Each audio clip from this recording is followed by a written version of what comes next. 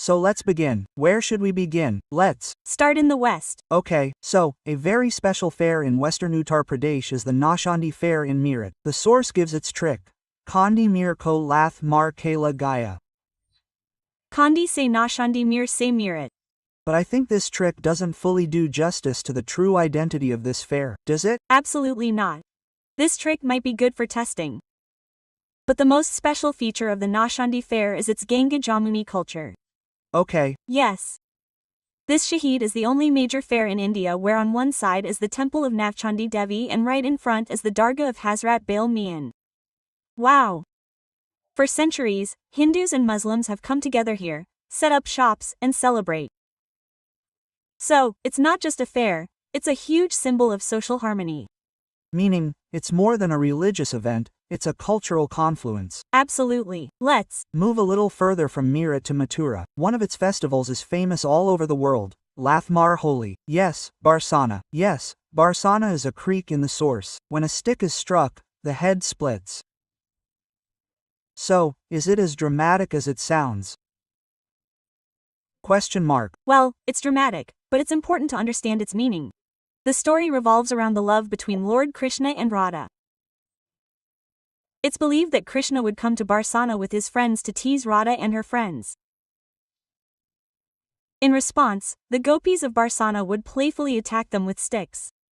And Krishna and his friends would defend themselves with shields. Exactly. The same tradition is still followed today. The men from Nanda village come to Barsana, and the women there attack them with sticks, a kind of loving kindness. So, there's violent love and humor in it. Yes, all this is accompanied by song, music, and colors. Amazing. This means a tradition is still celebrated in the same vibrant form. Now, let's talk about Agra, the Bateshwar Cattle Fair. We are the Bateshwar. Trick. When the voice splits, the throat catches fire. Bateshwar is the split in the voice, and Agra is the fire. So is it just a cattle fair, or is there some deeper significance? No, it has a profound significance. The Bateshwar fair is considered one of the largest cattle fairs not just in Uttar Pradesh but in India.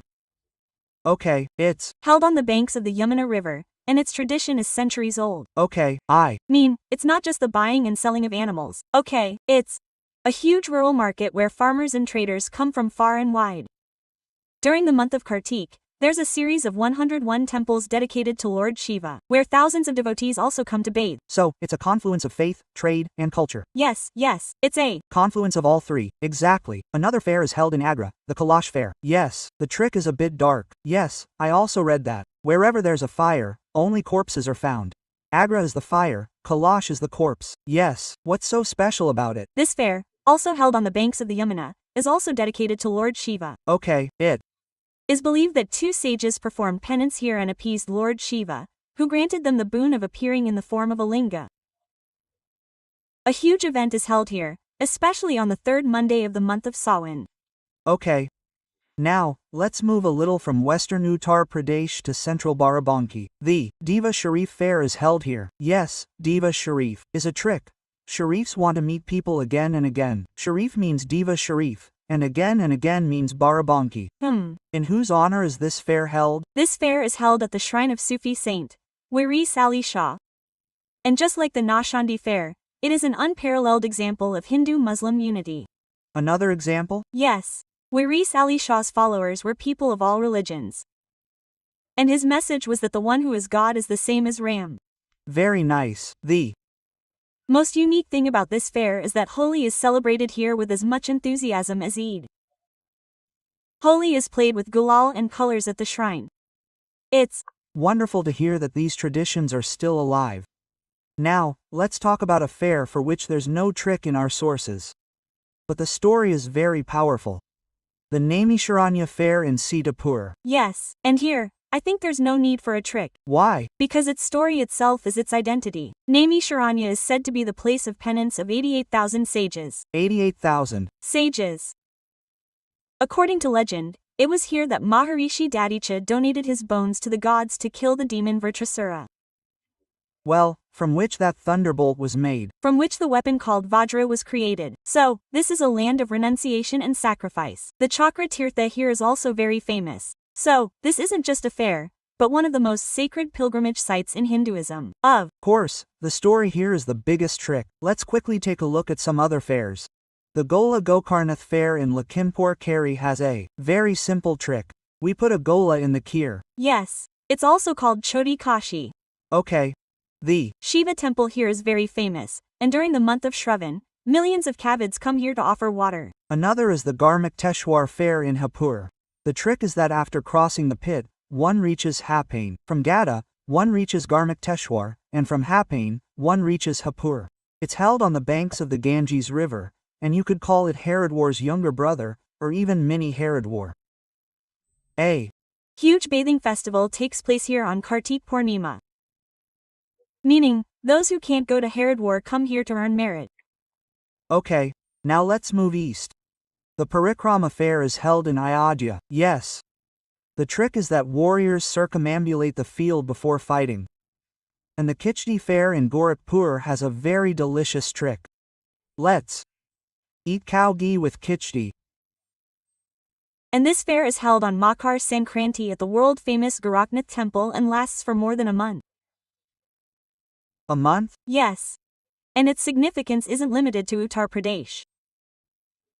Millions of devotees from Nepal and Bihar come here and offer their faith-based offerings to Baba Gorakhnath.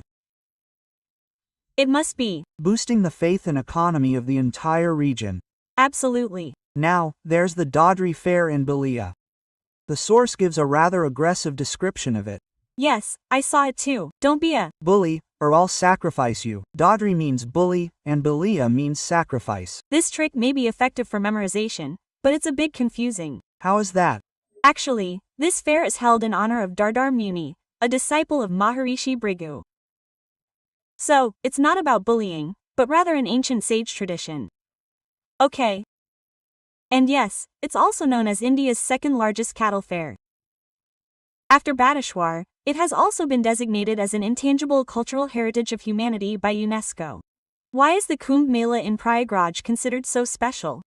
Because it takes place at the Triveni Sangam, the confluence of the Ganges, Yamuna, and the mythical Saraswati River. According to legend, when the pot of nectar emerged from the churning of the ocean, a few drops of it fell at 4 places on earth: Prayagraj, Haridwar, Nashik, and Ujjain. Okay.